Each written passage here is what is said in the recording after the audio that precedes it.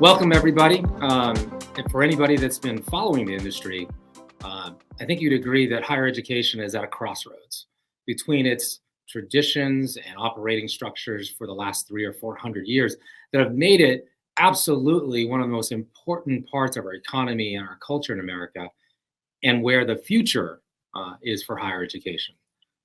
My experience there over the last 10 years tells me that we're at an inflection point where the decisions we make today in terms of how we operate in higher education are going to determine not just how we operate in the future, but whether we exist and we're relevant against the competitors that have come into this space over the last 3 or 4 years.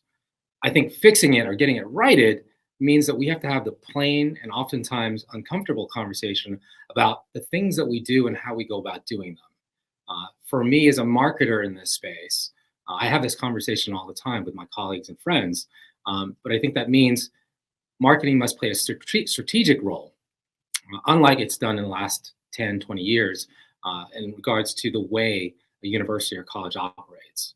With me today to have some conversation and shed some light from his perspective is a former colleague of mine and good friend, Roger Jones, who is an enrollment marketing and enrollment veteran in higher education and currently Associate Vice President of the Parish Group. Welcome, Roger. And thank you for having me, Jose. It's a pleasure to be here. We talk about it regularly in our past lives and currently. And I think one of the biggest things that I know we talk about internally, but isn't always out for open dialogue, is this concept in higher education of, do you run a decentralized organizational chart where you have a bunch of Marcom and enrollment people across the enterprise kind of doing their own thing? Mm-hmm. Or you go centralized, which is much more, I think, common in industry, and have an org chart that's highly matrixed. So I'm curious where you land on that topic. In my mind, centralized, I think, is the way to go. And quite honestly, I believe that because as institutions are typically in the mindset or the business of growth in some way, shape, or form, it's hard to grow when people are going in different directions. And so as you talk about the lead marketer at an institution and the lead enrollment person at the institution, so those two positions, if they're not combined, which is something that we are seeing this day and age in higher ed, if those two positions are not combined, they have to be on the same page. And by the same page, I mean not just the two of them, but everybody in their respective divisions, all the way down to the folks that are helping with the day-to-day operations, because we know sometimes those at that particular level aren't always in the grass as it relates to the day-to-day operations. But yes, moving forward, all of those folks must be moving in the same direction. Like I said, I typically will think of it in the terms of photography. As an amateur photographer, a Nikon guy, if you will, myself, I typically like to think of photos having leading lines. And so when you talk about an idea of like this, moving an institution in the right direction, there has to be leading lines to get everybody going the same direction. And I think this is something very akin to that same process. Now, have you seen examples of a decentralized approach working or functioning, and what was happening in that environment that allowed it to continue, versus an example of something that is more centralized, and what was happening there? What was an element there that allowed that to work? I have. Early in my career, I spent some time at the University of North Carolina at Charlotte, and I've in my career I've been at 5 different institutions. So I've learned a multifaceted approach to this enrollment management marketing, if you will. And one of the things that I took away from my time at UNC Charlotte the most was that everyone was on the same page related to every step of the enrollment process, from the inquiry generation to the application generation to what we did with the applicants after they were admitted to the institution. One of the things that my direct boss, my supervisor at the time, he would always say, there's something that we all have to do as institutions, and not just as the admissions office, but we have to continue to recruit the admit. And by doing so, we will make sure that the student falls in love with us more than once through the enrollment process. And everybody has to be on page with that romanticized view of what enrollment is. Well, we saw that in our work together in the HBCU space. Mm-hmm. We're touching or reaching out to a student in his, sophomore or junior year. That's a 2-year journey until he arrives on campus as a freshman, right? Think of that.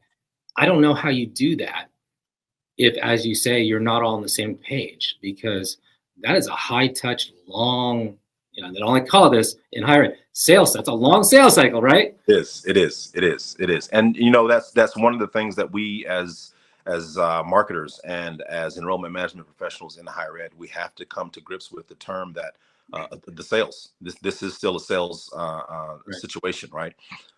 You've got your closers, you've got your openers, you've got lots of things that go through the entire process. But ultimately, what you're trying to do is to convince the 17 or 18-year-old at the traditional sense to fall in love with the institution more than once so that they can see themselves being there. Now, a part of that journey, it all depends on, you as the enrollment manager, you become a part of that journey, but it all depends on when that journey starts as to how much lead time you have to have that student or prospective student fall in love with the institution. So one of the examples I typically will give is if you have an opportunity to go to a formal dance or a dance when you were in middle school or in high school, did you ask the person that you wanted to take to that dance the day of the dance, or did you get to know that person sometime before and build a bond and sort of a relationship so that it was less likely that person would say no because you knew what you were getting into?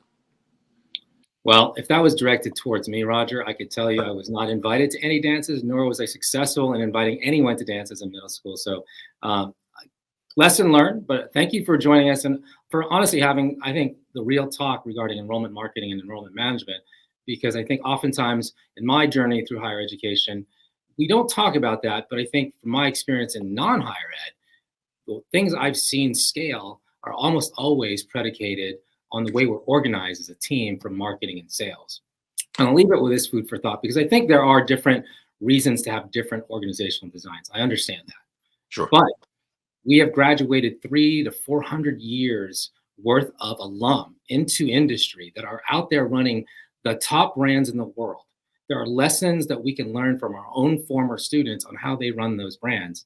And I'd be willing to bet that they are running them more in line with the way you're talking about it, in terms of a centralized leadership team that measures the outputs and the incomes, or the outputs and the feedback of the constituencies it's targeting.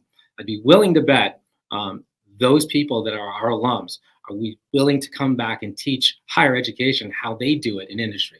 So thank you all for joining us. And Roger, good talking to you again. It's great talking to you as well, Jose. Thank you. Take care.